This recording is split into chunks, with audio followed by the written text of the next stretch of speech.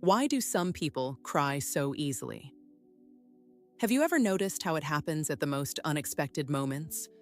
A small comment, a kind word, someone asking, "Are you okay?"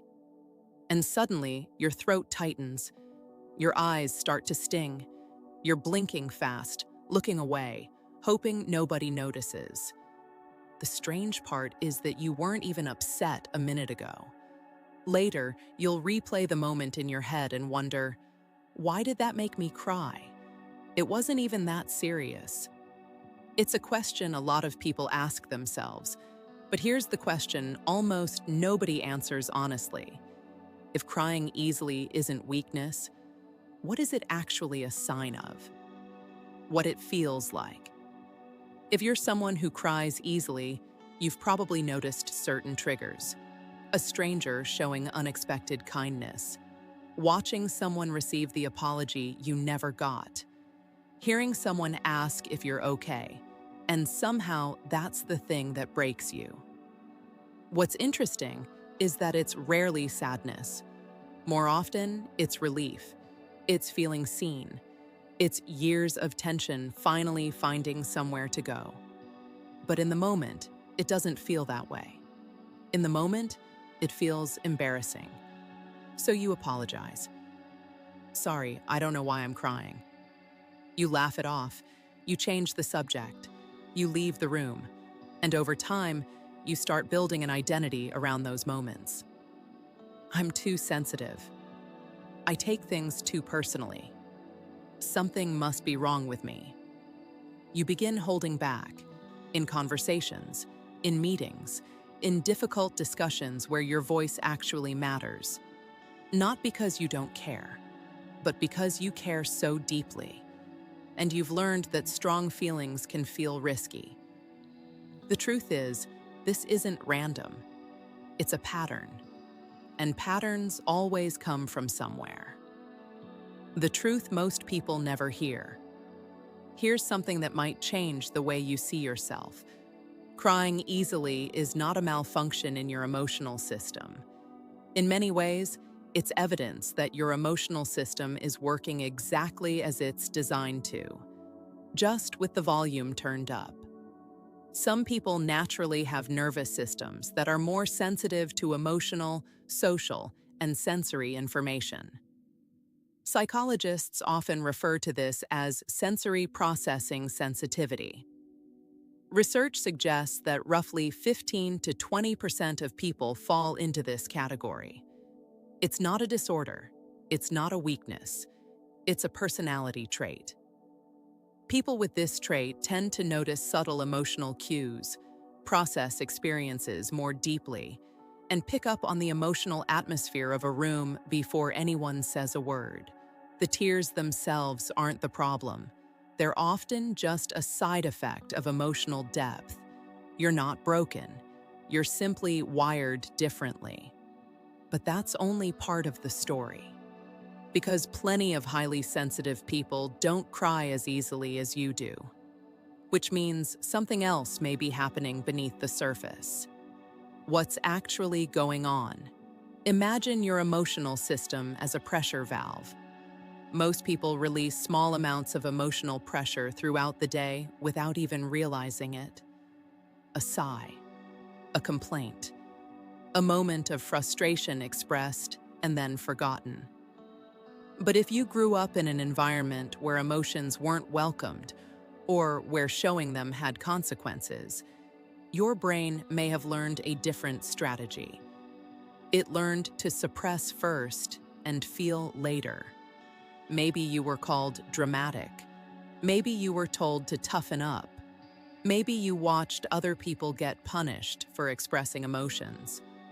Whatever the reason, the message was the same. Keep it inside. The problem is that emotions don't disappear when they're suppressed. They accumulate. And when something finally opens the valve, a kind gesture, a sad movie, someone truly seeing you, what comes out isn't just that moment's emotion, it's the backlog. That's why a seemingly small trigger can create such a powerful response. Because it was never only about that moment.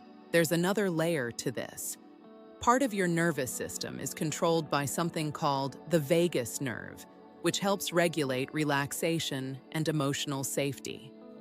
When your brain finally senses that it's safe to stop defending itself, emotions that have been held back often rise to the surface.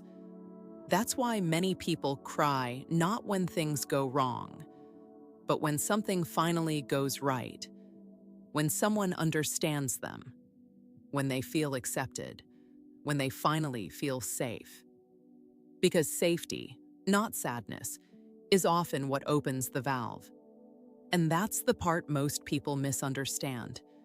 You're not crying because you're falling apart. You're crying because for a moment, you've stopped trying so hard to hold yourself together. What to do about it? The goal isn't to stop crying. The goal is to understand what your tears are trying to tell you. 1. Focus on the function, not the emotion. Instead of asking, "Why am I crying?" ask, "What is this releasing?" That simple shift moves your brain away from self-judgment and toward curiosity. Maybe it's relief. Maybe it's exhaustion. Maybe it's years of pressure finally finding a way out. Not a breakdown, a release. 2. Create smaller emotional exits. Big emotional reactions often happen when smaller emotions never get expressed. Try ending each day with one honest sentence. Just one. Today felt overwhelming. I felt ignored today. Today felt good. You don't need pages of journaling, just enough honesty to keep pressure from building. 3. Stop apologizing for every tear. When you immediately explain or apologize for crying, you stay focused on managing other people's reactions instead of processing your own. Sometimes all you need to say is, "Give me a second," and then let the moment pass. No apology required. 4. Look beyond the trigger. Often, the thing that makes you cry isn't the real reason you're crying. A kind comment might remind you of a time when kindness was missing. Being understood might touch a wound that has never fully healed. Ask yourself, what does this remind me of? The answer is often deeper than the trigger itself. 5. Respect your sensitivity. Highly sensitive people aren't weak, but they do tend to function better in calmer environments. If you know a conversation will be emotional, choose a setting where you feel grounded. You're not avoiding emotions. You're creating the conditions to handle them well. A different way to see yourself. Here's the idea I want you to remember. You are not a leaking system. You are a responsive one. Think about water. Water ripples at the slightest disturbance, not because it's weak, because it's responsive. A concrete wall stays unchanged no matter what hits it. A pond reacts. Only one of those is actually registering what's happening. Your tears have never been proof that you're too much. They're proof that very little passes through your life unnoticed. You feel deeply. You notice deeply. And eventually, what enters your emotional world needs somewhere to go. Final thought. You don't need to become harder. You don't need to toughen up. You don't need to treat your emotional depth as a flaw. Somewhere along the way, many sensitive people learn that needing an outlet for their emotions means something is wrong with them. But that's not true. It simply means you've been carrying more than you've had room to put down. The people who cry easily are often the same people who notice what others miss, the ones who feel the atmosphere before anyone speaks, the ones who quietly carry weight for far longer than anyone realizes. That's not fragility. That's what it feels like to be fully awake inside your own life.